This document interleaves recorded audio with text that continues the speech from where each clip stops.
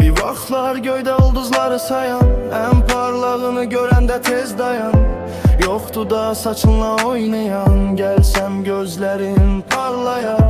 Sona qədər edək bu sevgiyə davam, çiçək açsın ürəyindəki yaram. Yanında qalacam söz verirəm, sən də mənim başucumda dayan.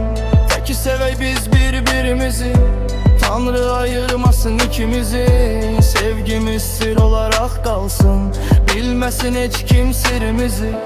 Kızımızın adını birgə qoyaq, gecələr ona görə qalar qoyaq. Xoşbəxt günlərə addım atar. Qoy kədər bizdən uzaq olsun, paxıl ürəklərdə sızaq olsun. Qoy bu sevgi ölümsüz olsun, ağacın üstünə cızaq olsun.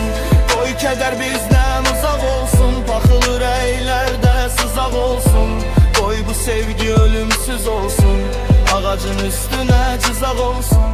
Laflar göydə ulduzları sayan, ən parlanı görəndə tez dayan.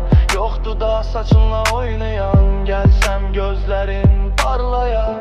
Sona qədər edək bu sevgiyə davam, çiçək açsın ürəyimdəki yaram. Yanında qalacam söz verirəm, sən də mənim başucumda dayan. Qoy kədər bizdən uzaq olsun, paxıl ürəklərdə sızaq olsun.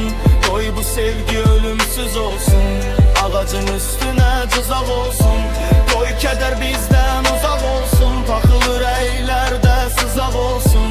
Qoy bu sevgi ölümsüz olsun, ağacın üstünə cızaq olsun.